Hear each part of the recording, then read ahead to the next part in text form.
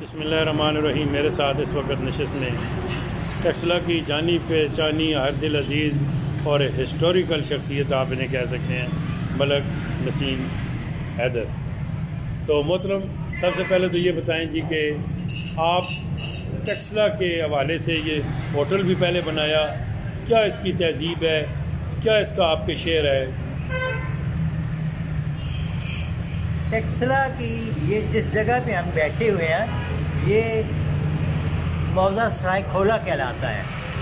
سرائے کھولا کی تاریخ جو ہے وہ جو پرانے محکمہ آثار قدیمہ نے کی ہے، جس کے آثار کالا کے اوپر موجود ہیں، جو ایکسکیویٹ کیے گئے ہیں، وہ نوح علیہ السلام کے زمانے سے جا کے ملتے ہیں۔ اور اس کے اوپر جو پی ایچ ڈی جس نے تھیسس لکھا پیرس سے، اس کی تفصیل اس میں مکمل موجود ہے۔ یہ میرے باپ دادا نے یہ جگہ 1925 میں خریدی تھی، میرے نانا نے 1925 میں، اور یہ 6 کنال زمین 10 روپے کنال خریدی گئی تھی۔ تقسیم ہوتے ہوتے میرے حصے میں آئی تو میں نے یہاں ایک ملٹی سٹوری بلڈنگ بنا دی۔ اس کے بعد یہاں کے ٹریفک کے مسئلے مسائل اور دوسرے یہاں کی اس کی انوائرمنٹل جو چیزیں تھیں، سارے انوائرمنٹ سے متعلقات، ان کے اوپر میں نے بلدیہ ٹیکسلا کے ساتھ کافی کام کیا، اور ہائی وے، نیشنل ہائی وے اور پنجاب ہائی وے کے ساتھ بھی۔ اور اس میں بلدیہ ٹیکسلا نے جب شیخ طارق محمود چیئرمین تھا تو ایک متفقہ یونینیمس ریزولوشن پاس کر کے دیا کہ میں چونکہ اسٹیک ہولڈر ہوں اس میں، اور یہ جو تکون شیر شاہ سوری روڈ سے کالا پل تک اور وا فیکٹری کے بیریئر تک جو بنتی ہے، اس کی جتنی بھی ڈیولپمنٹ ہوگی، جو بھی ہوگی، وہ اس کا اختیار مجھے دیا گیا، میرے علاوہ اس کے پاس کسی، اور اس اختیار کے دینے میں ایم این اے، ایم پی اے اور تمام جہاں جتنے بھی لوگ تھے سب اس میں شامل ہوئے، اور ان کی ریکمنڈیشن کے بعد مجھے یہ ریزولوشن پاس کر کے دیا گیا، اور میں اسٹیک ہولڈر ہوں، اس لیے یہاں جو بھی ڈیولپمنٹ ہوگی اس میں مجھ سے مشاورت کی جانی انتہائی ضروری ہے۔ تو ملک صاحب، آپ کیا کہتے ہیں کہ یہاں کس چیز کی طلب ہے، پیاس ہے، کیا چیز ہونی چاہیے؟ شہر کا کوئی حل کیسے ہوگا؟ ٹریفک مینجمنٹ، ٹریفک کنٹرول جو سب سے بڑی ضرورت ہے کہ جب تک کہ ٹریفک ریگولیٹ نہ کی جائے اور ٹریفک کی مینجمنٹ نہ کی جائے، باقی آپ انسانوں کو آنے جانے سے کہیں روک نہیں سکتے، ان کو مینجمنٹ اور کے کرنے کی ضرورت ہے، اور مینجمنٹ جو ہے پور ہے۔ مینجمنٹ جو ہے وہی ہے لوکل ایڈمنسٹریشن کے ساتھ، جو بھی پولیٹیکل لوگ ہیں وہ اس کے ساتھ بیٹھ کے اس کو سیٹل کریں، جب تک کہ لوگوں کے بیسٹڈ انٹرسٹ جو ہیں ان کے وہ جو ہونے نہیں دیتے، ان کو اوپر دیکھا جائے، اور ان دی لانگر انٹرسٹ لوگوں کے وسیع تر مفاد میں یہ کام ہونا چاہیے، جس میں تاکہ یہ شہر، میں نے 1985 میں کمشنر راولپنڈی اور ڈپٹی کمشنر اے سی کو بلدیہ کو یہ لکھ کے دیا تھا کہ اگر آپ بر وقت اس کو کنٹرول نہیں کریں گے تو جب کہ اتار کی انڈسٹریل اسٹیٹ فل فلیج چل جائے گی تو ٹیکسلا کا ٹریفک سسٹم پیرالائز ہو جائے گا۔ تو پیرالائز کے معنی ہے مفلوج کے، تو جب کہ اس وقت پھر انہوں نے پوچھا جی پیرالائز کے کیا معنی ہے، میں نے کہا یہ مفلوج ہو جائے گا اور اس وقت آپ کنٹرول نہیں کر سکیں گے 20 سال کے بعد۔ اور یہ میں آپ کو اب ساتھ جو کچھ نظر آ رہا ہے اس کی میں نے پیشن گوئی 1985 میں کر دی تھی۔ تحریر موجود ہے، بلدیہ کے پاس موجود ہے، assistant commissioner, deputy commissioner, commissioner کے آفس میں موجود ہے، سب لوگ دیکھ سکتے ہیں۔ میں نے ایک بڑا کمپریہنسو ٹریفک سسٹم پلان دیا تھا، جس میں اس وقت کے ایم این اے، ایم پی اے سرور خان اور چودھری صاحب دونوں کو آگاہ کر دیا گیا تھا کہ اگر آپ بر وقت نہیں کریں گے اس کو انتظام تو آپ کو آگے جا کے مشکل پیش آئے گی۔ اس میں آپ کروڑوں نہیں اربوں روپے بھی لگا دیں تو جب تک مینجمنٹ صحیح نہیں ہوگی وہ سارے پیسے ضائع جائیں۔ اس لیے اس کو اب بھی کچھ نہیں ہوا، اب بھی اس کو مینیج کیا جا سکتا ہے کہ کس کو کس راستے سے گزرنا ہے۔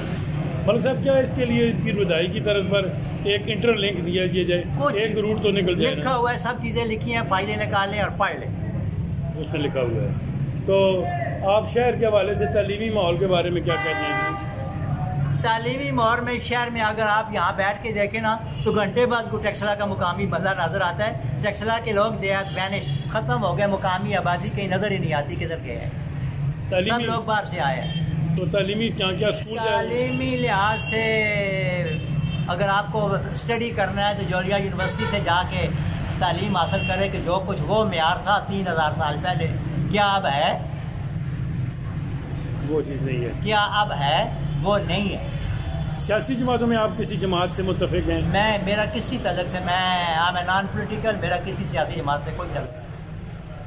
تو میرا جب بی بی زندہ تھی جب بیوی زندہ تھی تو اس وقت ان کے ساتھ تھا، جب وہ گئی تو ہم بھی چھوڑ گئے۔ بیوی کے ساتھ کوئی ملاقات ہاں نہیں، بیوی کے ساتھ میری کارسپونڈنس تھی۔ بیوی کو میں نے بلکہ تمام یہاں کے جتنے بھی پورے پاکستان کی جتنے بھی پولیٹیکل لیڈرشپ ہے سب کو میں نے لکھ کے دیا کہ آپ کے منشور میں یہ چیز شامل نہیں ہے، امر بالمعروف اور نہی عن المنکر۔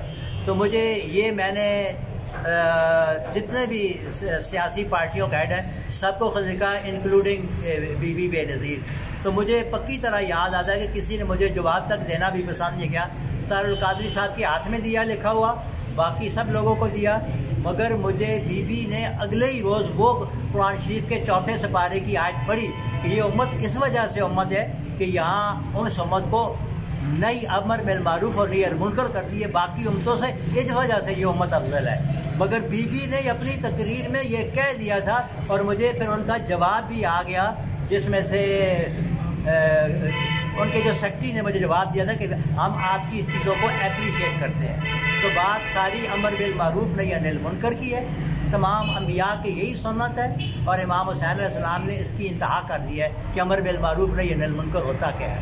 تو کسی پارٹی کے دستور میں سب کے دستور منشور دیکھے میں یہ لفظ شامل نہیں ہے، جب قرآن کی یہ شک ہے کہ تمہیں ہر وقت ایک ایسی جماعت موجود ہونی چاہیے جو لوگوں کو اچھے کام کا حکم دے اور برے کاموں سے روکے۔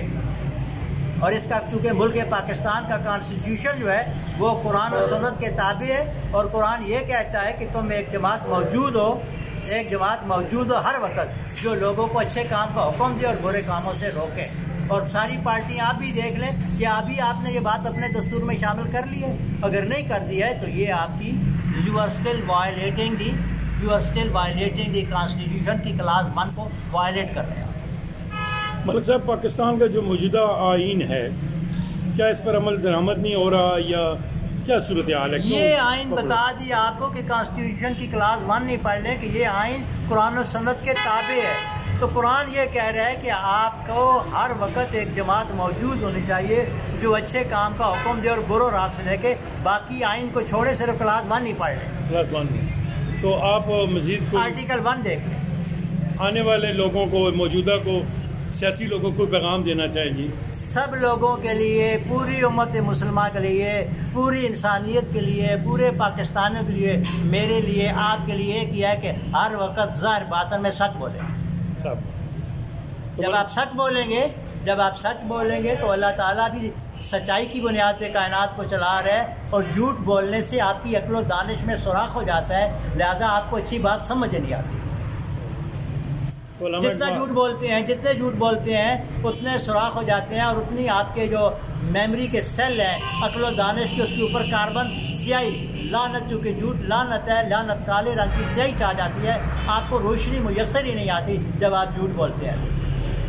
ملک صاحب، کوئی مزید ایسا مزید اللہ مجھے بھی، آپ کو بھی، سب کو ہدایت دے، اور ہر وقت سچ بولے، باقی کام جیسے مرضی کریں، سچ بولے۔ علامہ اقبال کا کوئی خوبصورت شعر آپ کو شعر و شاعری سے بھی شغف ہے کہ جنہیں نانے جمی بخشی ہے تو نے انہیں بازو حیدر بھی عطا کر، ایسا کوئی خوبصورت کوئی چیز آپ کو؟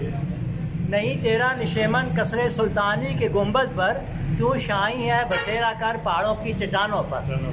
اگر آپ میں عاجزی، مسکینی اور یہ ہے تو آپ کو علامہ اقبال کی اس ایک بات کو بھی، اگر اس کے ایک شعر میں تو بہت کچھ تفصیل، بہت کچھ چیز۔ اگر عمران کو کوئی مشورہ دینا چاہیں تو؟ میرا کوئی طلب نہیں کسی سے، نہیں، قرآن سب کے لیے موجود ہے، اس کے لیے ہدایت روز قیامت تک موجود رہے گی، نکالیں، کھولے، پڑھ لیں، وہی کتاب ہدایت ہے، کسی کو اور کسی کے پاس جانے کی ضرورت نہیں ہے، ہر گھر میں ہر جگہ موجود ہے، اس کو کھولیں اور پڑھیں۔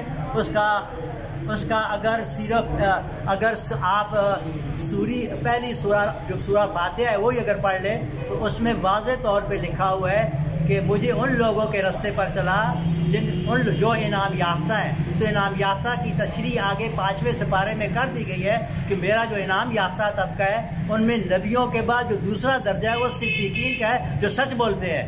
تو نبیوں کے بعد سچ بولنے والے کا دوسرا درجہ ہے، یہ بڑی ہدایت ہے، سب کو اسے حاصل کرنی چاہیے، روشنی حاصل کرنی چاہیے، اس سے پڑھ لیں، کسی کو آگے کسی کے پاس جانے کی ضرورت نہیں ہے، ہر بندہ خود اپنا محاسب ہے۔